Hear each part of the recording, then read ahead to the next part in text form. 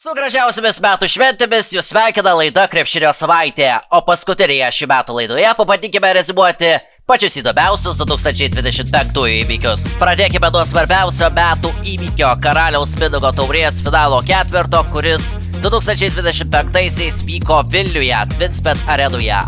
O pats turnyro finalas tapo viso turnyro puošmena. Daugkartinis šios taurės savininkas Kauno Žalgiris tik po atkaklios kovos didžiajame finale 91-89 palaužė pakritai kovojusį Klaipėdos Neptūną. Pergalingus taškus žaliai baltiems tuomet pelnė Deividas Sirvydis.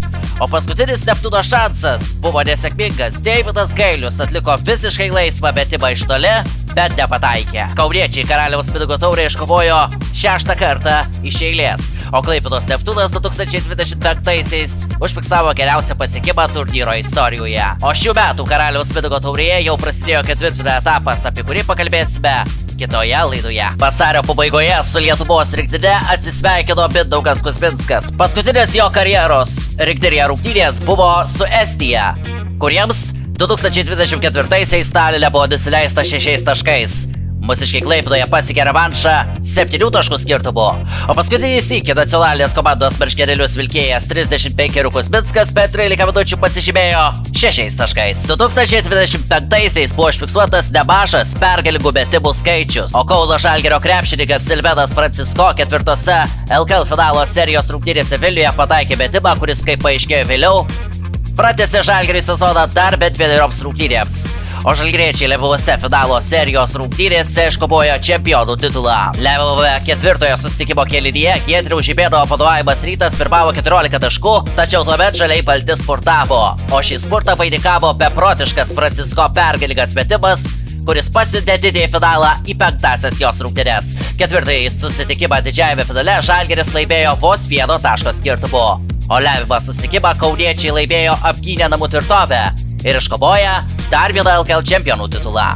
Vasaros pabaigoje, rudens pradžioje visa Lietuva sirgo už mūsų šalies rinktinę Europos čempionate. Po pergalingo aštuntfinalio mūsiškiai žaidė ketvirtfinalį su graikais ir dėja jį pralaimėjo. Taigi galutinė mūsiškių pozicija šiame Europos čempionate yra 5. Beje, 2025-aisiais po 10 metų pertraukos į moterų krepšinio elitą sugrįžo Lietuvos rinktinė, kuri Europos čempionate liko 8 pozicijoje.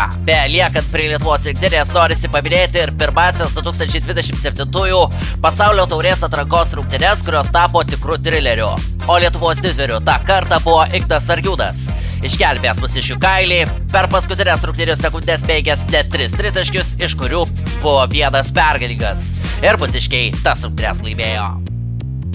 O dabar persikelkime į Nemuno salą, kur Kauno Žalgirio krepšininkai Eurolygos rungtynėse 2 kartus turėjo 14 taškų persvarą prieš Atėnų Panathinaikos ekipą. Vis dėlto antroje rungtynių dalyje Panathinaikos garvežys užsikūrė ir Žalgiris pralaimėjo 85-92. Mausasas Raitas Žalgiriui pelnė 22 taškus, Daidžilo Bilevsogoso kraityje 17, Grolanovo 12, Laurino Piručio 10. O Panathinaikos ekipoje rezultatyviausiai žaidė CD Ospanas, pataikęs 5 tritaškius iš 6. Jo kraityje 22 taškai ir 28 naudingumo balai. Šioje dvikovoje Panathinaikos vertėsi be Kostos Luko, o to pasinaudojo Tyži Čorcas, kuris pelnė 15 taškų ir atliko 10 rezultatyvių perdavimų. Likime visiems su gera nuotaika pasitikti naujuosius metus, o aš su jumis atsisveikinu. Iki kitų kartų jau 2026-aisiais.